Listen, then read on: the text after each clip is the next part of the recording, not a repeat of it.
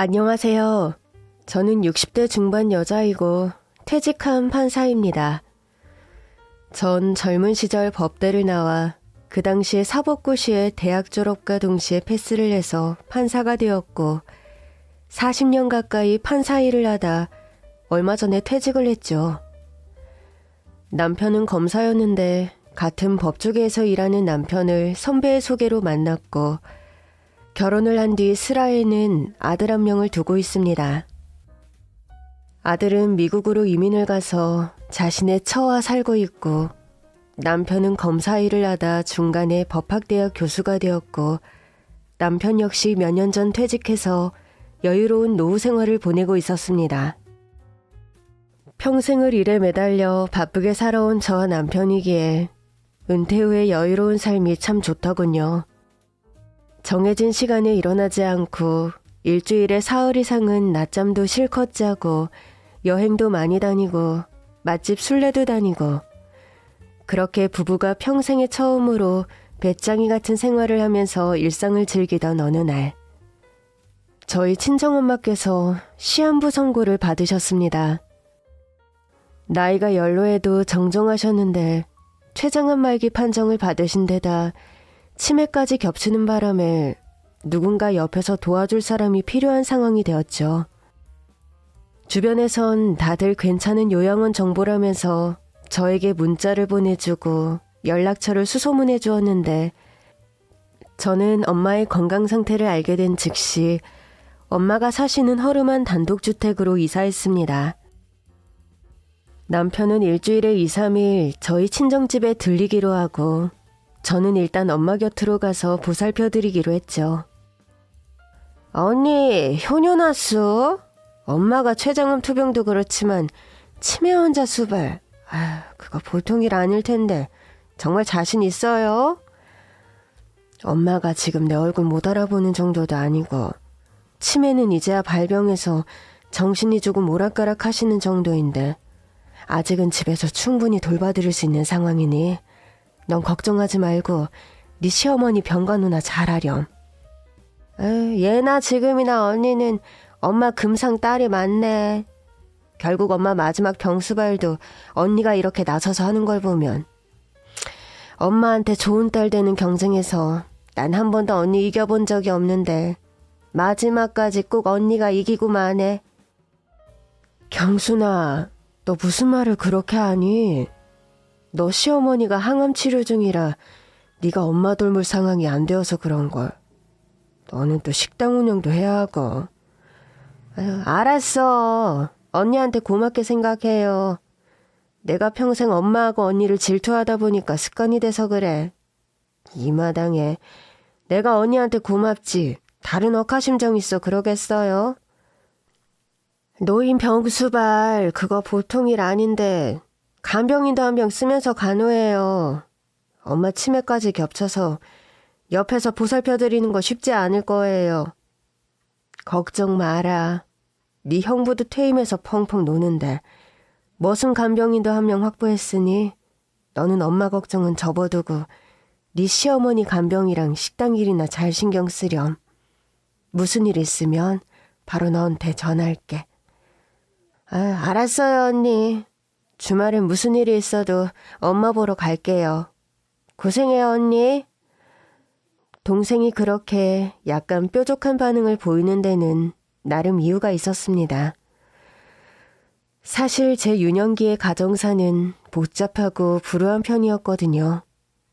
10살 남짓할 때까지 저는 거의 천혜고하나 다름없는 처지였습니다. 저희 친엄마는 저를 낳고 아빠와 함께 사시다가 먹고 사는 일이 너무 힘이 든 나머지 저를 한동안 시골 외할머니 댁에 맡기고 식당 일을 하며 억척스레 돈을 모으셨다고 합니다. 열심히 돈을 벌어서 엄마가 자기 식당을 오픈할 정도가 되면 저를 데리고 가겠다 그렇게 말씀하시군 저를 외할머니 댁에 맡겼다고 해요.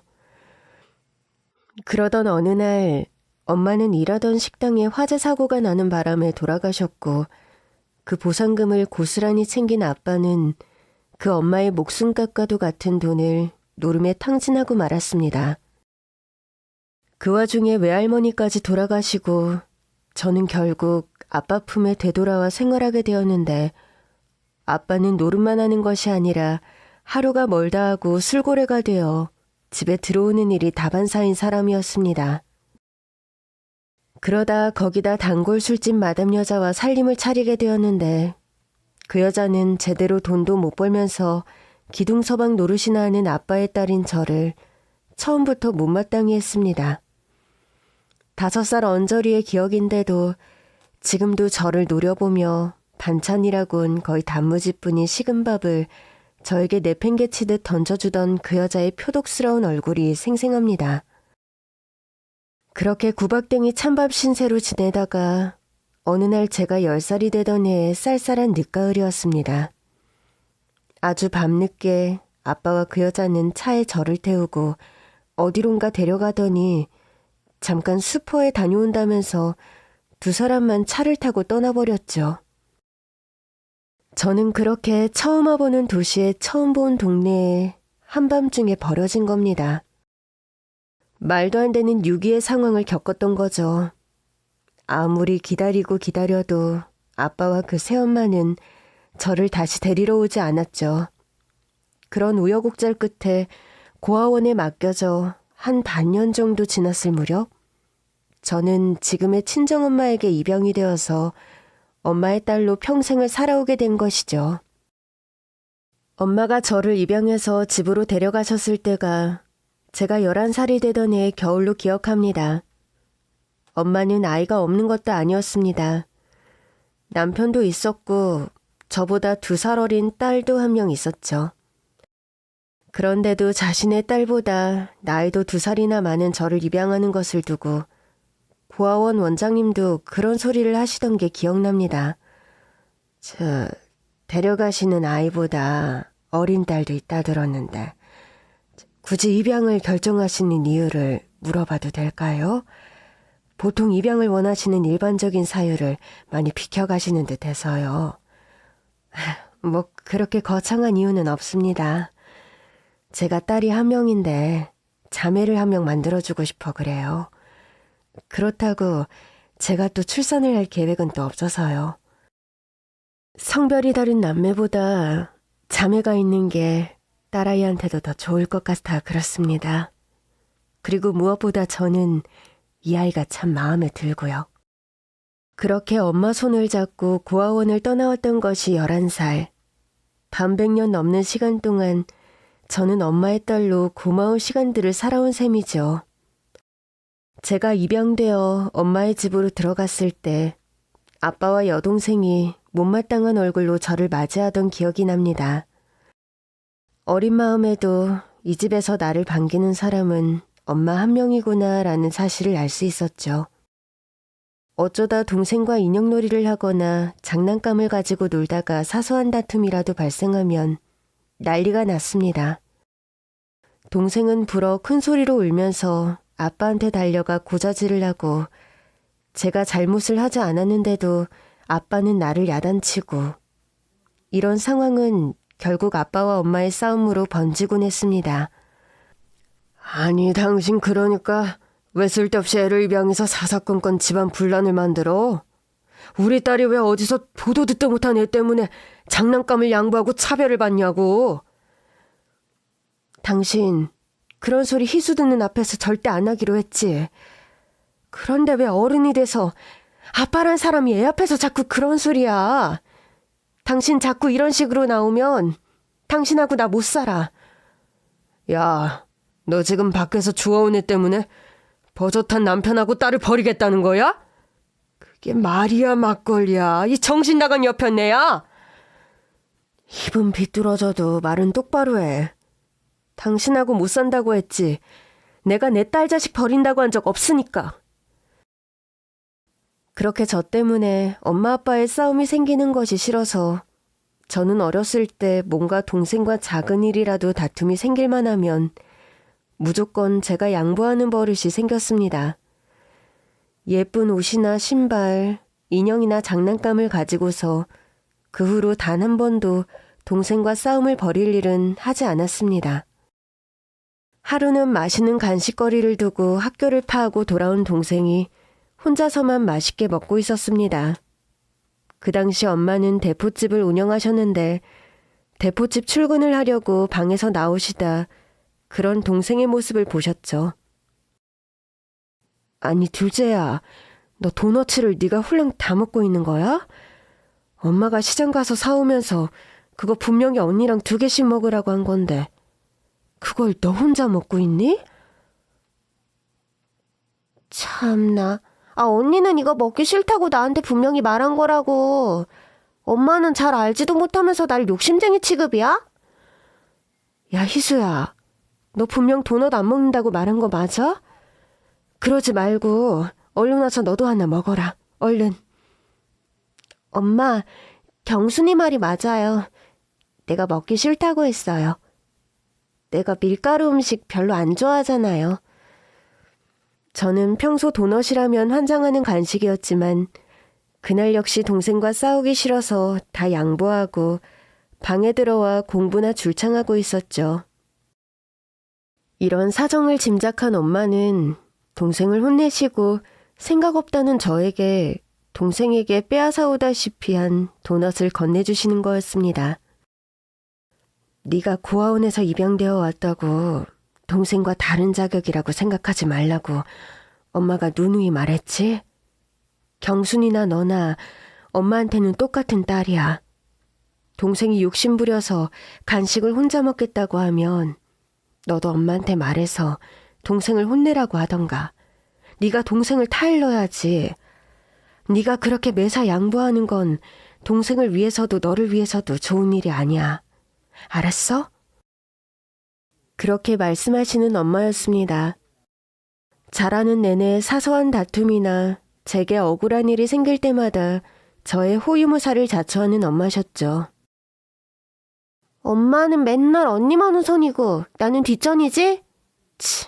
다른 집은 주워온 자식 차별하고 친자식을 더 예뻐한다던데 우리 집은 뭐가 바뀌어도 한참 바뀌었어. 나만 맨날 언니 대신 혼나고 저번에 운동화도 언니만 사주고. 운동화는 언니가 시험에서 1등해서 사준 거잖아.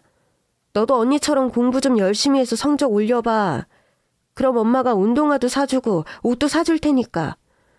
됐어. 난 공부에 흥미 없어. 공부는 핑계고 엄마는 매사 언니한테밖에 관심 없잖아. 그렇게 엄마가 저와 자신을 차별 대우한다고 불만이 많은 동생이었습니다. 동생의 이런 항변은 일리가 있는 것이었기에 저는 늘 동생에게 미안한 마음이 컸죠. 엄마는 제가 데려온 자식이라고 눈칫밥 먹고 상처받을까봐 그게 싫으셔서 저를 배려한 것이었는데 그런 배려가 동생에게는 역차별로 작용한다는 것을 알고 있었으니까요.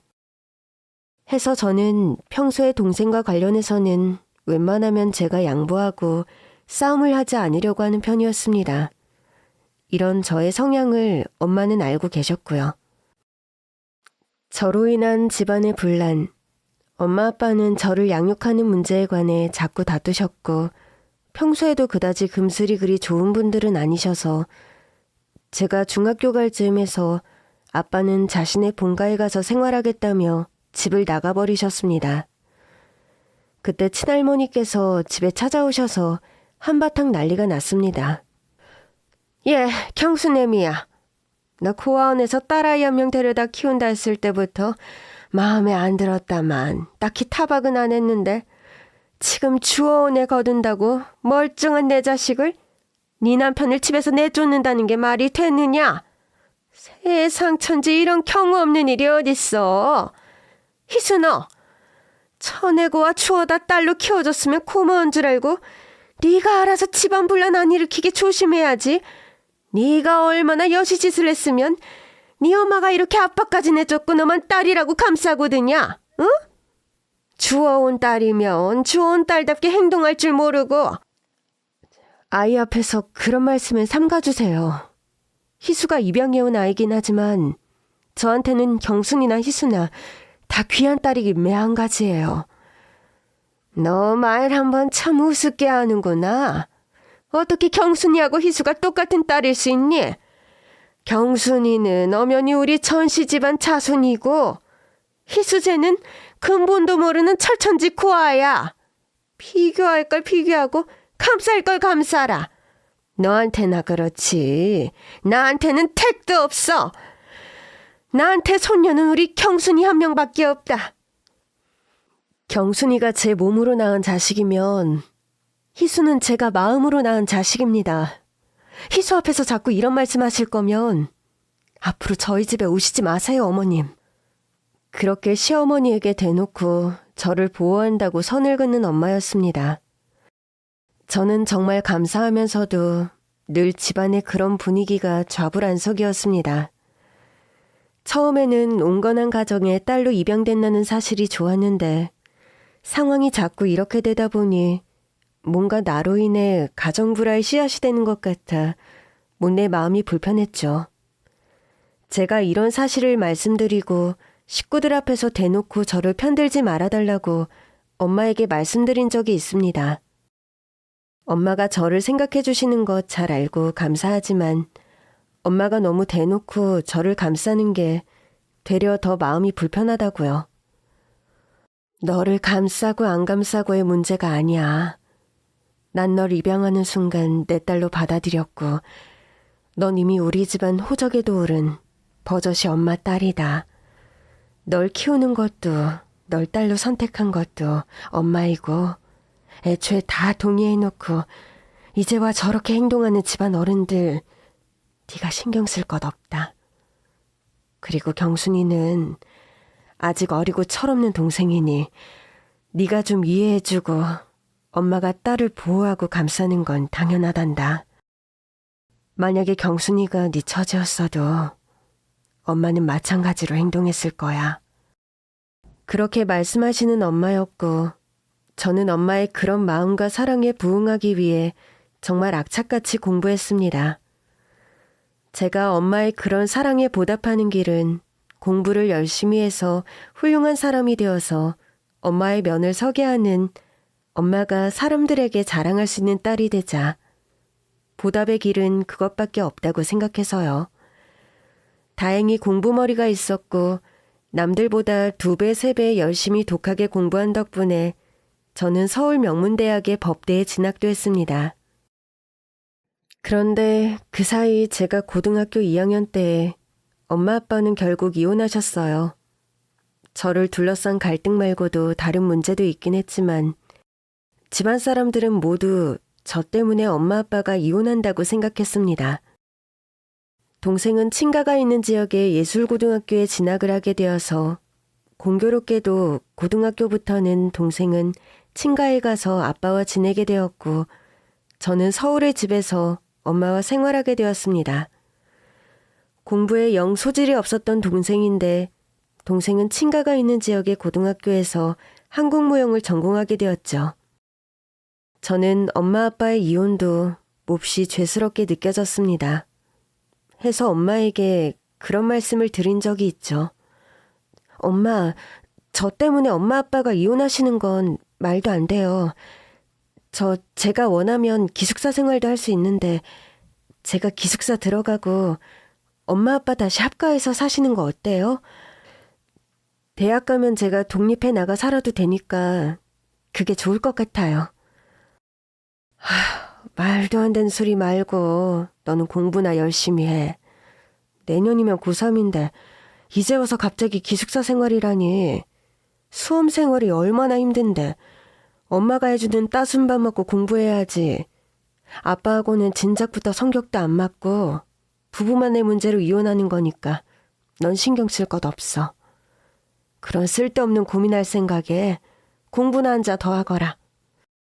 그렇게 말씀하시는 엄마였고 저는 그저 그런 기대에라도 부응하고자 정말 공부를 열심히 했습니다.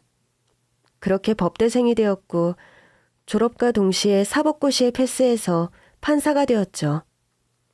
제가 판사가 되었을 때 제일 기뻐한 것도 엄마였습니다. 희순이가 어릴 때부터 머리가 좋고 총명했지. 널 보는 순간 너는 뭘 해도 하라이라고들 생각하고 있었단다. 아휴, 자랑스러운 우리 딸. 여자 판사라니. 엄마는 이제 죽어도 여한이 없다. 그렇게 기뻐하시면서 동네 잔치를 열고 가족 잔치를 열고 엄마가 기뻐하시는 모습에 저도 이런 식으로라도 엄마의 기대에 부응해서 조금이나마 보답을 해드린 것 같아 마음이 놓였죠. 전 판사가 된 이후 지금의 남편과 결혼을 해서도 엄마가 사는 곳에서 반경 1km 이상 떨어져 지내본 적이 없습니다. 신혼집도 엄마 집 근처에 구했고 월세 전세를 거쳐 자가를 마련할 때에도 친정과 같은 동네에 집을 샀고요. 저는 처음에 엄마를 한 집에 모시고 살고 싶었지만 엄마의 완강한 반대로 번번이 무산되었죠.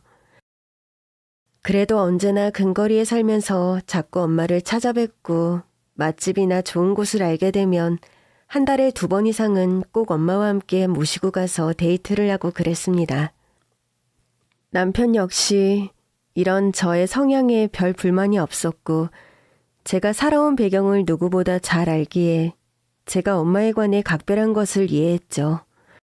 남편도 애처가는 아니었지만 저의 이런 마음을 헤아려서 어버이날이나 엄마 생신날 저 못지않게 엄마를 많이 챙겨드리기도 했고요.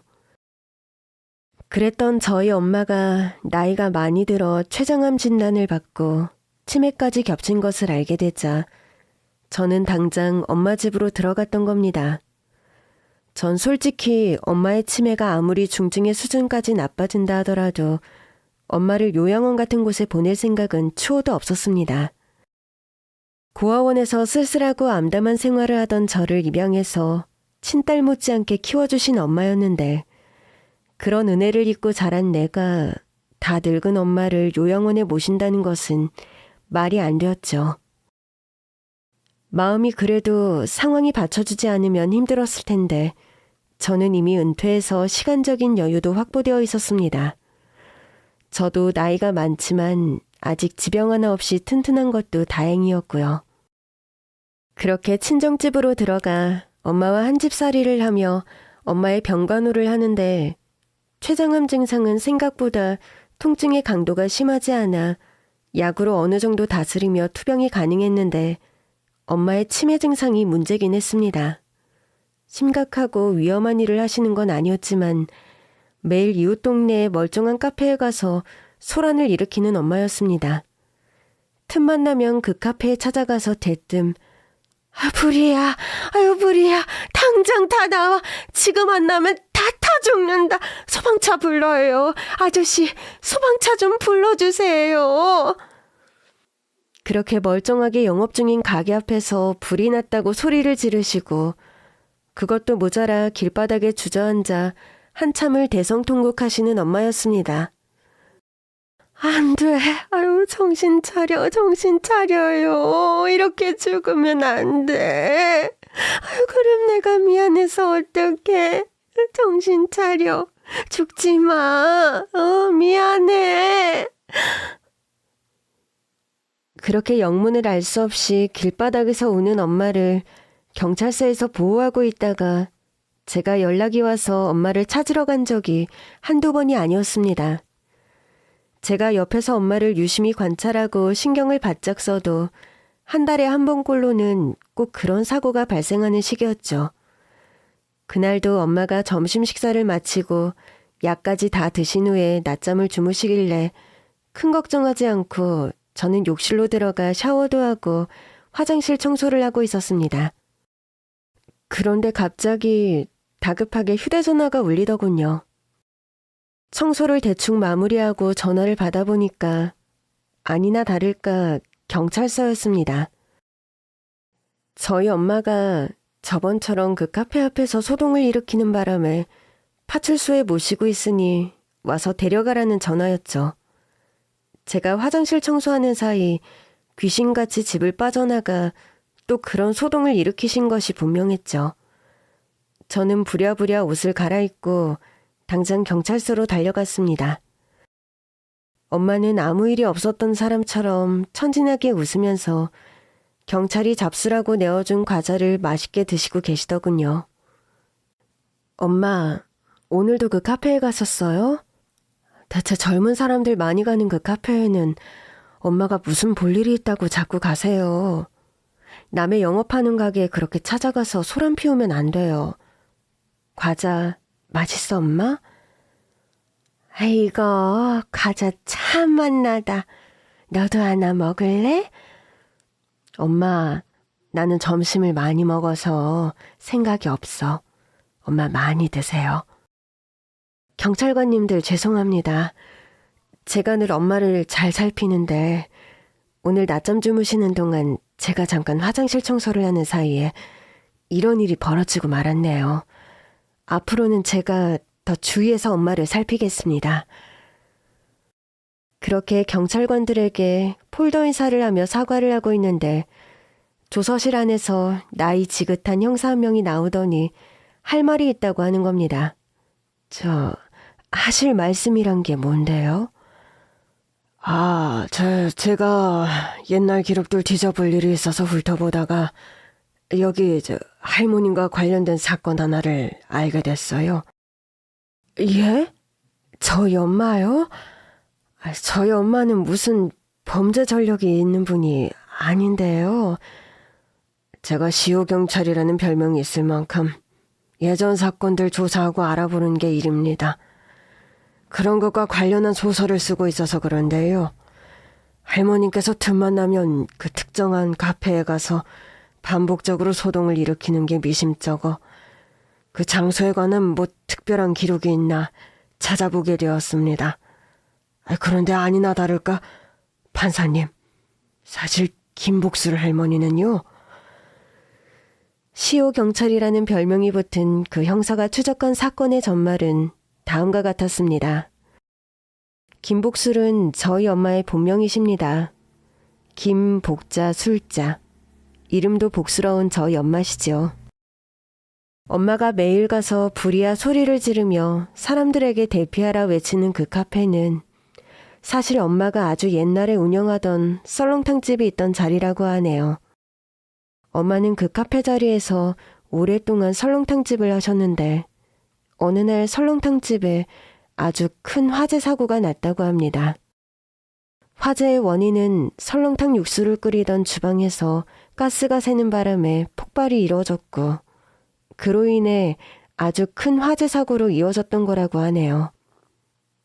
주방에서 육수를 끓이던 아주머니 한 명이 그날의 사고로 목숨을 잃었는데 그 목숨을 잃은 화재 사고의 당사자가 바로 저희 친엄마셨던 겁니다. 그때 화재 사고가 아주 크게 났던 바람에 식당 주인이었던 할머님께서도 조사를 자세히 받았는데 사망자와의 관계를 추궁하던 과정에 그런 조서 사실을 훑어보다가 그 돌아가신 분이 판사님 어머님이라는 사실도 알게 되었습니다. 맞아요. 저도 저희 엄마가 식당에서 일을 하시다 무슨 사고로 돌아가셨다고 들었는데 그게 화재 사고라고 말씀은 아무도 안 해주셔서 그때만 해도 판사님이 어리셨기 때문에 화재 사고로 엄마가 돌아가셨다고 하는 게 신경이 쓰였을 겁니다. 할머님은 판사님 친어머니분과 아주 자매처럼 각별한 사이셨다고 합니다. 할머님은 그때 화재 사고로 조서를 받으면서 펑펑 우시면서 돌아가신 분에게 어린 딸이 있는데 그 딸에게 미안해서 어떻게 하냐며 엄청 자책하셨다고 하더군요. 주변 분들 찾아다니며 제가 알아보니까 할머님께서는 그림자처럼 판사님 주위를 살피시면서 판사님께서 잘 크고 있나 계속해서 지켜봤던 모양입니다.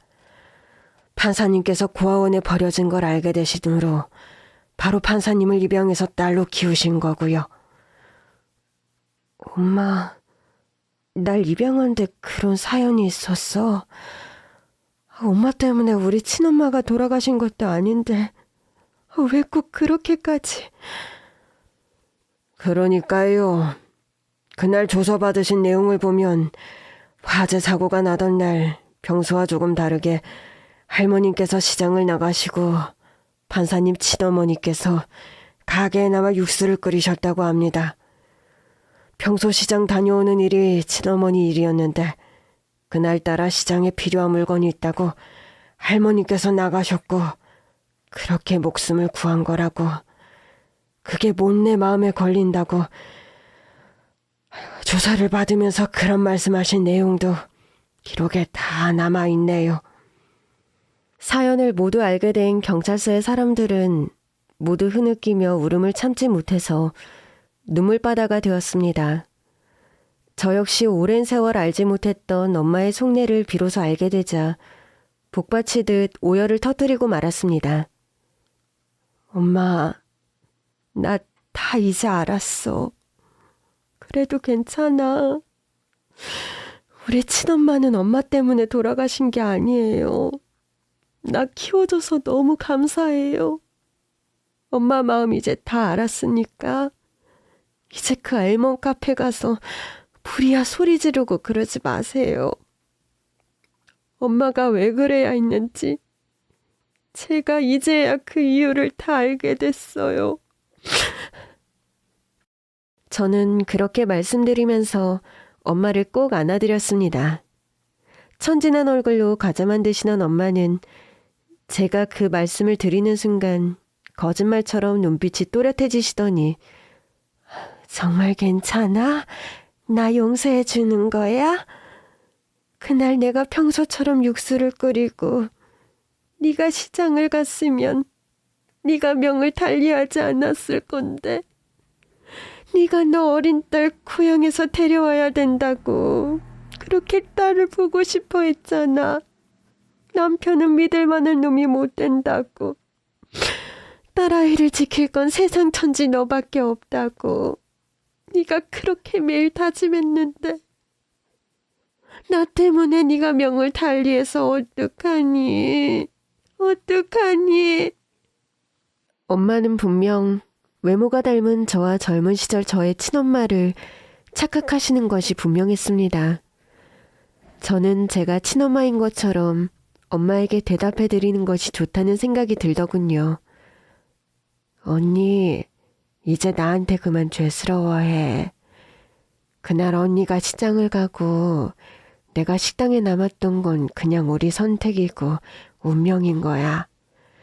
가스가 새서 불이 나는 바람에 내가 잘못했지만 그래도 언니가 내가 딸 걱정하는 거 알고 우리 딸 데려다가 이렇게 판사님으로 훌륭하게 키워줬잖아. 나 대신 언니가 우리 딸 엄마 노릇 평생 해줬으면 됐어. 나 언니 원망 안 해. 그러니까 그만 미안해. 응? 그래도 미안하다. 미안하다 옥자야. 그렇게 살아생전 저희 친정엄마 이름을 부르시며 펑펑 눈물을 흘리시는 엄마였습니다. 저는 엄마의 주글주글한 얼굴 위로 흘러내리는 뜨거운 눈물을 옷소매 자락으로 닦아드렸습니다. 그리고 아주 오랫동안 꼭 엄마를 끌어안아 드렸죠. 그렇게 경찰서에서 한바탕 울음바다의 소동을 거친 후 엄마를 집으로 모셔왔는데 신기했던 사실은요. 그날의 사건 이후 엄마가 카페에 찾아가서 소동을 일으키는 일이 사라졌다는 겁니다. 한동안 저도 무척 신기하고 남편도 신기했죠. 어머님, 요새는 집 나가는 일 없어지셨다며? 아휴, 그거 참 신기하고 다행한 일이다. 그렇지? 그러게요. 아마 그날 경찰서에서 그 형사님이 화재 사고에 관해 말씀해 주시고 날 우리 친엄마로 착각했을 때 내가 엄마한테 괜찮다고 이제 그만 미안해하라고 말해서 그날 엄마 입장에서는 뭔가 마음이 놓여서 그러신 것 같아요. 우리 엄마 평생 나 키우면서 얼마나 마음이 무거우셨을까? 아휴, 그런 사연이 있었다면 나한테 진작 말씀이라도 해주시지. 그런 돌덩이 같은 비밀을 마음속에 품고 사시려니 얼마나 힘드셨어, 우리 엄마. 그러게 말이다. 장모님이 참 보통 분이 아니신 것 같아. 당신 배려해서 그런 말 이제까지 함구하신 것도 그렇고 그리고 그런 미안함으로 평생 당신을 그렇게 딸로 거두신 것도 보통 의리와 인간성을 가진 분이 아니란 생각이 드네. 당신 어머님 새삼 참 존경스럽다. 그렇게 말하는 남편이었습니다. 저도 엄마의 주기적인 소동이 없어져서 다행이다 싶으면서도 평생 그렇게 마음에 무거운 짐을 지고 살아가셔야 했을 엄마의 마음이 뒤늦게 헤아려져서 마음이 많이 아프더군요. 엄마는 췌장암 4기 진단을 받으셨는데 그해 가을을 넘기지 못하고 돌아가셨습니다. 경찰서에서의 그 사건 이후 얼마 되지 않은 어느 날, 엄마는 저녁 식사를 마치고 저와 함께 평소 좋아하시던 TV 드라마를 함께 보고 있었죠. 엄마는 젊은 시절에도 드라마를 유달리 좋아하셨었는데 그래서일까 저와 함께 좋아하는 드라마를 볼 때에는 정신이 또렷하게 돌아오실 때가 많았답니다.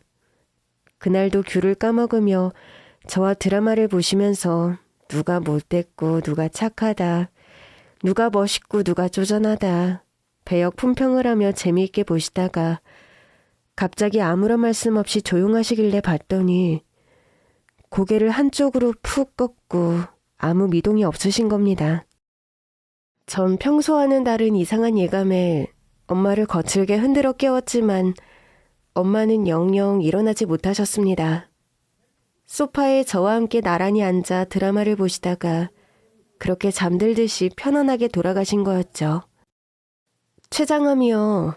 말기가 되면 통증도 심하고 해서 투병하는 분들이나 간호하는 분들이나 막판에 많이 힘들었다는 얘기들을 많이 들어서 저도 걱정이 이만저만이 아니었는데 그래도 엄마가 그렇게 많이 고통스러워하지 않으시고 편안하게 돌아가셨다는 사실이 너무 다행스러웠습니다. 저는 당장 남편과 여동생에게 엄마의 소천 소식을 알렸습니다. 병원으로 가족들이 모두 달려왔고 여동생은 병원 영안실에서 마지막 엄마의 모습을 보고 오열을 터뜨렸습니다. 엄마, 마지막 가시는 길은 막내딸 얼굴 보고 가야지. 마지막 가는 길마저 언니 품에서 돌아가셔버리면 제가 섭섭해서 어떡해요, 우리 엄마. 어? 엄마, 좀 일어나 보셔요. 벌써 이렇게 가지 마시고 조금만 더 우리 곁에 있다 가시란 말이에요. 그렇게 온 가족이 슬퍼하는 가운데 엄마의 장례식이 이루어졌습니다. 복잡한 장례의 절차들을 다 마무리한 뒤 동생과 마주 앉아 그간 못했던 이야기들을 나누었습니다. 저는 동생에게 저의 친엄마와 엄마의 사연을 자세하게 들려주었습니다. 엄마가 평생 숨겨오신 비밀을 전해들은 동생은 정말 기함할 듯이 깜짝 놀라더군요. 엄마는 그런 사연을 숨기고 언니를 입양하고 그래서 엄마는 옛날에 그렇게 언니를 감싸고 맨날 나만 남으라고 그러셨던 거구나. 난 엄마한테 그런 이유가 있는 줄도 모르고 맨날 철없이 언니랑 나를 차별한다고 아각대긴 했으니 정말 그때로 다시 돌아간다면 엄마를 좀 더 이해해드리고 언니하고도 그렇게 다투지 않았을 텐데. 경순아, 너도 그거 몰라서 그런 거잖아. 그리고 나 역시 너무 죄스러운 건 마찬가지야. 엄마는 그런 무거운 속내를 평생 숨기고 사시느라 엄마가 가장 힘들고 마음이 아프셨을 거야. 그리고 본의 아니게 매번 너를 혼내고 나를 편들어야 했던 엄마 마음. 난 지금도 사무치고 너무 죄송하다. 미안해야 할 사람은 나야. 경순아, 미안하다. 나로 인해 크면서 엄마한테 네가 서운한 거 많았다는 거 다 알고 있어. 정말 미안해. 아니야, 언니. 진실을 알고 나니까 엄마가 왜 그렇게 언니를 감사해야 했는지 알게 됐어. 내가 엄마 입장이라도 그랬을 것 같아. 나는 엄마가 낳은 딸이고 미안할 게 없는 입장인데 엄마한테 언니는 아무에게도 말 못하는 아픈 손가락이었던 거지. 내가 당연히 이해해야 하는 상황이었는데 나는 아무것도 몰라서. 그만 울어, 경순아. 네가 이렇게 마음 아파하는 거 엄마도 절대 원하지 않으실 거야. 언니, 내가 크면서 엄마가 언니를 더 예뻐한다고 언니한테 못되게 굴고 질투했던 거 용서해줘.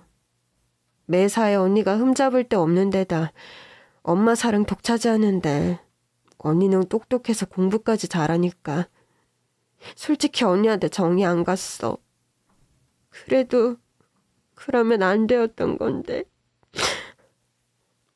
내가 네 입장이었더라도 그럴 수밖에 없었을 거야. 어느 날 갑자기 언니라고 고아원에서 데려왔는데 엄마라는 사람은 사사건건 언니 편만 드니까. 어린 네가 얼마나 마음이 안 들었겠니? 난 솔직히 엄마가 내 편 들어주시는 거 마음 안 편했어. 너한테 항상 미안했고. 아니야, 언니. 내가 좀 더 그릇이 컸어야 했어. 언니는 엄마 사랑 받은 만큼 또 평생 엄마한테 효도 많이 했잖아. 난 공부 못해서 무용으로 대학까지 갔지만 지금 식당 하고 있는데 언니는 전공 살려서 졸업과 동시에 판사가 되고 검사 남편과 결혼해서 문제없이 결혼 생활도 잘하고. 난 엄마 닮아 그런가? 이혼까지 해서 불효했잖아. 난 내 인생이 안 풀릴 때마다 그래도 언니가 잘 나가고 잘 사는 게 그렇게 안심이 되더라.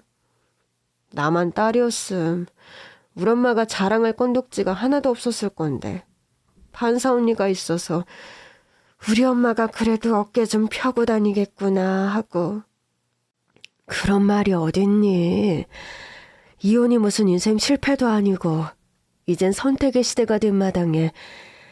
게다가 너 식당 시작한 후론 장사 잘 돼서 돈도 얼마나 많이 벌었니? 엄마 해외여행도 많이 시켜드리고. 진짜 효녀는 너야.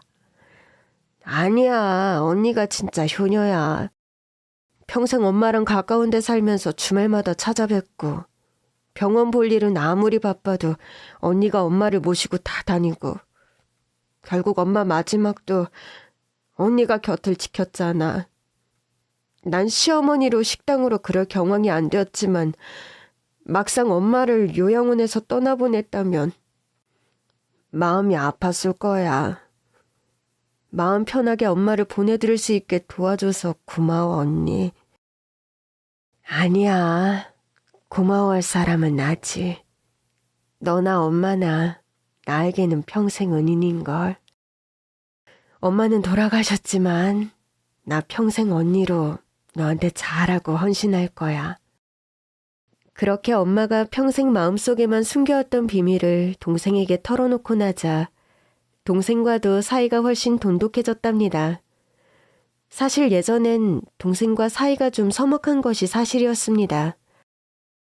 어느 집이나 자매간에 부모님을 사이에 두고도 누굴 더 예뻐한다, 차별한다, 어느 정도 갈등이 있는 것이 사실이었지만 저희 집안 같은 경우는 그 상황이 좀 더 특별하고 심했거든요.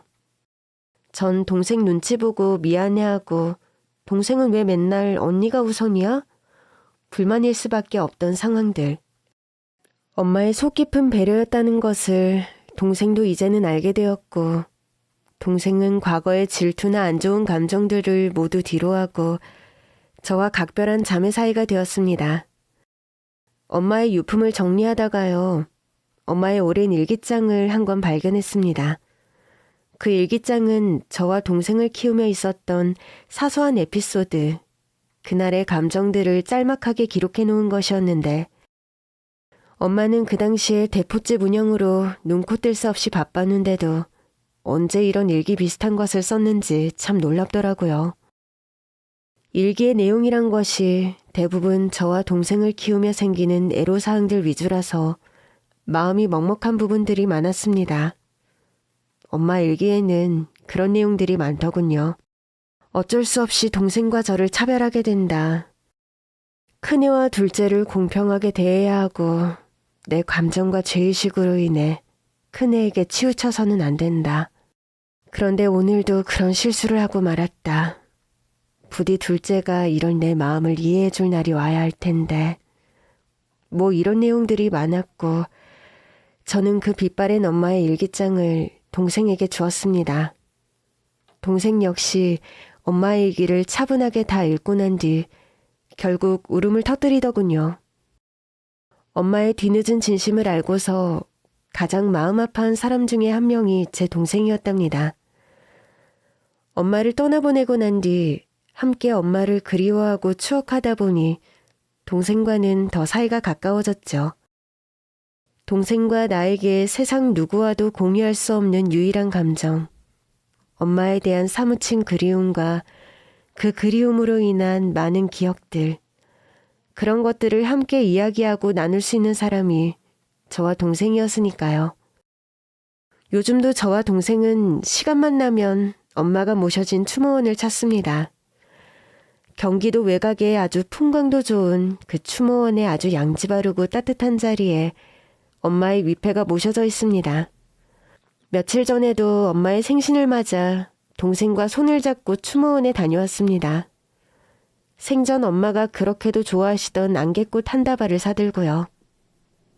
엄마, 하늘나라는 어떻게 좀 지낼만 하세요? 오늘 날씨도 좋고 식당도 쉬는 날이라서 언니랑 같이 엄마 보러 왔어요. 엄마, 나 이제는 옛날처럼 언니한테 짜증도 잘 안 내고 다투지도 않아요. 그리고 엄마가 왜 자꾸 언니 편만 들어야 했는지 나 그거 이제야 알게 됐어. 엄마, 미안해요. 진즉에 엄마 진심을 알았더라면 내가 그렇게 서운하지 않아도 됐을 건데. 엄마, 나 이제는 엄마 마음 다 이해하니까 하늘에서는 그렇게 마음 괴로워 마시고 행복하게 쉬고 계세요. 아셨죠? 엄마, 이제 경순이가 엄마랑 저 질투 안 한다네요. 농담이고요. 경순이랑 저 세상 누구보다 의좋은 자매로 지낼 테니까 아무 걱정 마시고 편하게 쉬세요. 그곳에서 저희 친엄마 만나셔서 담소 많이 나누셨어요? 가끔 만나시거든 제 소식도 전해주세요. 머리 하얀 할머니가 되었지만 그래도 아직 건강하게 잘 살고 있다고요. 경순이랑 엄마 좋아하는 안개꽃 사들고 자주 놀러 올게요. 안녕히 계세요, 엄마. 그렇게 엄마에게 인사하고 동생과 내려오는 길, 엄마가 모셔진 추모원이 입구 쪽으로 숲길이 나 있는데 아주 경치가 좋고 운치가 있게 조성이 되어 있었어요. 그날도 동생과 나란히 엄마를 뵙고 천천히 그 숲길을 걸어 내려오는데 감회가 아주 새롭더군요. 뭔가 누군가 가까운 사람이 죽으면 사람의 육신은 죽어 없어져도 남아있는 사람들의 가슴에 여전히 남아있다는 말의 의미를 실감할 수 있었습니다. 엄마와 관련한 사소한 추억에서부터 좀 특별했던 날의 기억들까지 추모원을 찾아올 때마다 그런 기억들이 샘솟듯 올라와서 어떨 땐 불현듯 엄마가 바로 곁에 계신 것 같다는 생각이 드는 순간들이 있었으니까요. 이건 일상에서도 마찬가지였답니다. 엄마가 살아생전 지내시던 집에 가서 청소를 할 때면 엄마가 여전히 부엌에서 찌개를 끓이고 밑반찬 만드시면서 금방이라도 제게 잔소리하실 것 같은 때가 있거든요.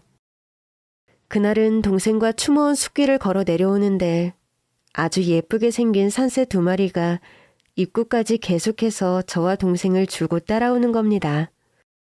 지지배배 지지배배. 처음 들어보는 아주 예쁘고 청량한 울음소리까지 지저귀면서요. 저와 동생은 처음엔 그저 심상하게 그 산새 2마리를 쳐다보다가 숲길을 걸어 내려오는 내내 따라오더니 결국 주차장 언저리까지 쫓아온 산새 2마리를 보면서 동시에 그런 소리를 내뱉고 말았네요. 설마 엄마하고 언니 친엄마? 설마 엄마하고 친엄마? 그렇게 말하고 나서 한참을 둘이 웃었습니다. 그런데 멀어져가는 산새 두 마리를 보니까 참 묘한 기분이 들더군요. 그 산새 두 마리가 정말 엄마와 친엄마는 아니겠지만 뭔가 영혼이라는 것이 있다면 저런 식으로 존재하면서 주변 사람들에게 자신을 나타내고 지켜보는 것은 아닐까 그런 생각이 들더군요. 나이가 이렇게 60 중반이 넘어도 돌아가신 엄마들이 저를 지켜본다는 사실은 참 든든하고 마음이 따뜻하답니다. 60이 되어도 80이 되어도 심지어 100살이 되어도 엄마는 엄마이고 자식은 자식이라는 말을 실감하는 요즘입니다. 저도 아들 하나 딸 하나가 있지만 저 역시 아이들이 반백살이 되어도 제 눈에는 여전히 아기처럼 보이는 느낌이 있으니 하늘나라의 엄마들도 그런 심정으로 저와 동생을 지켜보지 않을까 어슴풀에 그런 추측을 해봅니다. 엄마, 평생 저를 사랑으로 헌신으로 키워주셔서 너무 감사합니다. 그곳에서는 아무것도 미안해 마시고 죄스러워 마시고 마음 편하게 행복하게 쉬시길요. 평생에 걸쳐 갚을 만큼 애초에 엄마는 잘못한 것도 없었는데 넘치는 사랑으로 저를 길러주셔서 너무 감사합니다. 운명의 장난으로 친엄마와 일찍 헤어졌지만 그래도 저는 인생에서 두 번째 엄마를 만나 누구보다 행복하고 따뜻한 유년기와 사춘기 시절을 보냈어요. 이제 엄마는 곁에 안 계시지만 엄마의 혈육인 동생이 제 곁에 있고 엄마의 빈자리를 제가 부족하나마 언니로서 따뜻하게 살뜰하게 채워줄 수 있도록 노력할게요. 엄마, 사랑합니다. 다음 생에는 꼭 제 딸로 태어나주세요. 제 딸로 태어난 엄마에게 제가 이 생에서 받은 그 헌신적인 사랑을 조금이라도 갚고 싶습니다. 긴 얘기 들어주셔서 정말 감사합니다.